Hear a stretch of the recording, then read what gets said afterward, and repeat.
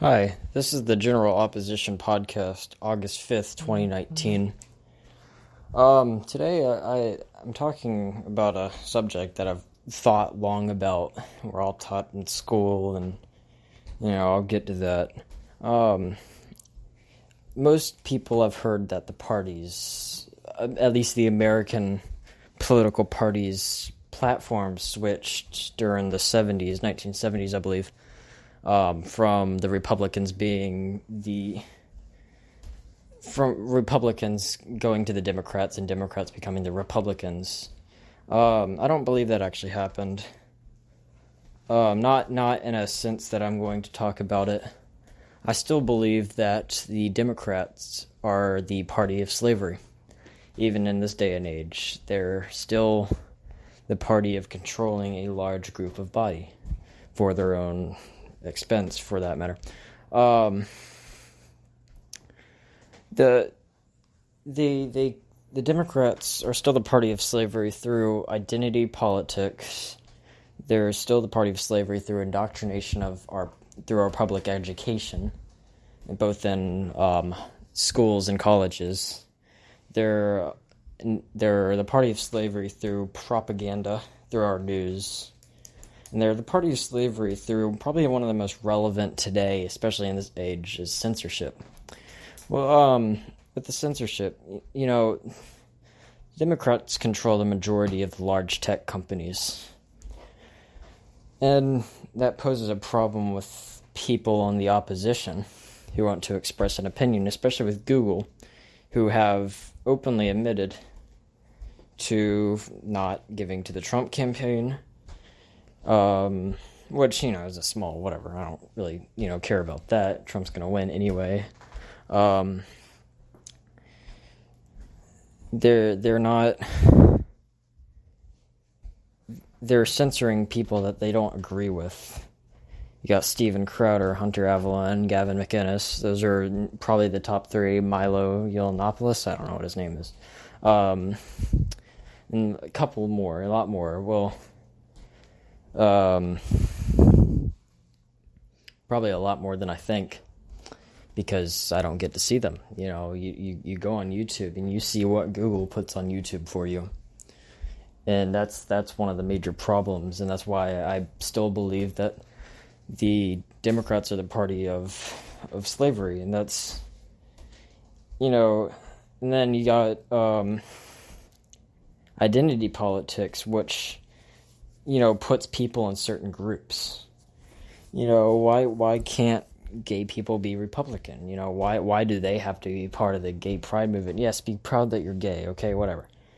But you can still be a conservative, can't you? You can't be a conservative. That's an identity politics saying, and I'm not saying, you can be what identity politics says. You can't be what you want to be. You have to be a part of a certain group.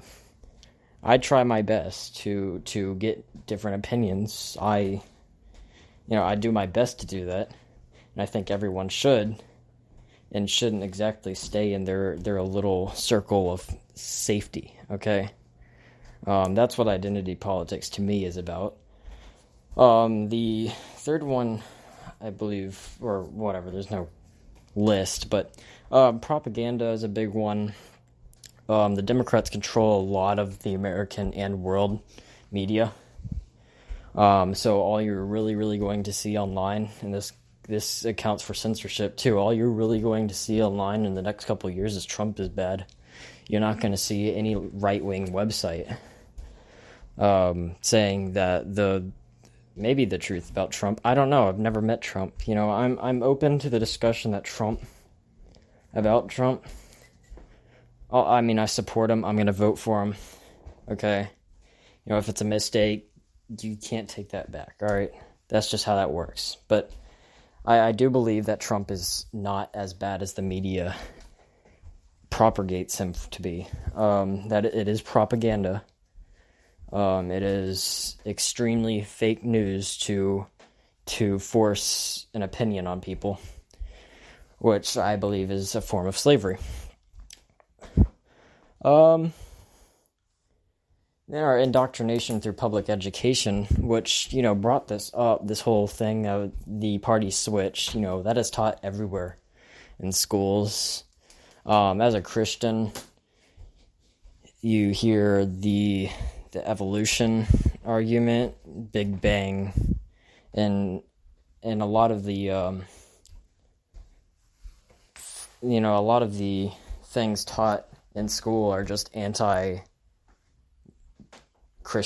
They're anti what we grew up to be, and that's it's indoctrination through public education, which is paid for by the government, by the way.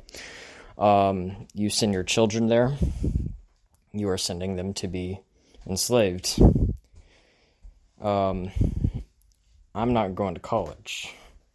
I don't want to be indoctrinated, and I do not want to be kicked out, or beat up, or killed, or just anything that would put harm to me or my family because of my opinion. But this also, this whole, Democrat versus Republican thing also ties into the whole world. And I believe it's more now, it's more than Democrat and Republican and liberal versus conservative. It's more than that. I believe it's more globalist versus populist now. For example, this major example is Brexit, which Britain threatening to leave the EU, which is a populist, which is UK, versus the EU, which is a globalist organization, for example. I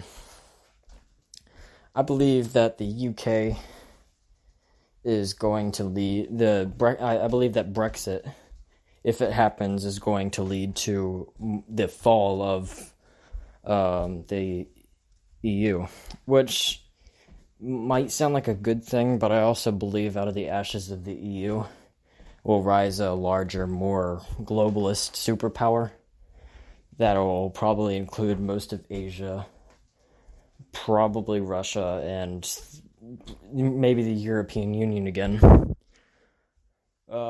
That's my prediction. That'll happen 20 years. Let's just give it 20 years. It might sound crazy, but I'm not surprised by anything that happens anymore. Because, with the fall of the EU, once Britain leaves, more revolutions cause more revolutions. That's just what happens. The U.S. Revolution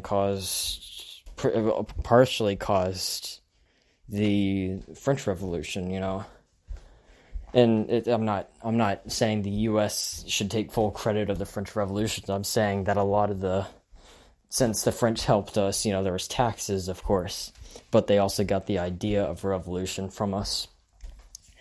So that's what I wanted to say. Warn everybody that's listening, even if nobody is listening, somebody will find this one day. If it's still on the YouTube channel that is never used or never viewed, I think whoever is listening, I don't know when's the next time I'm going to be doing something like this. Keep fighting, whoever is listening. God bless and be careful.